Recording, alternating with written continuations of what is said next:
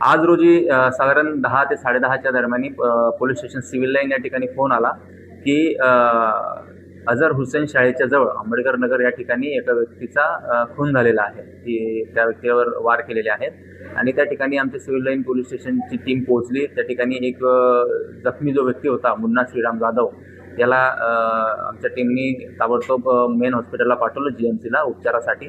त्या दरम्यान उपचार दरम्यान त्या व्यक्तीचा मृत्यू झाला असल्याची आम्हाला तिथून माहिती मिळाली आणि आमच्या सर्व टीम पोलीस स्टेशनची टीम LCBची टीम आरोपींचा शोध घेण्यासाठी त्यांचा पाठलाग केला।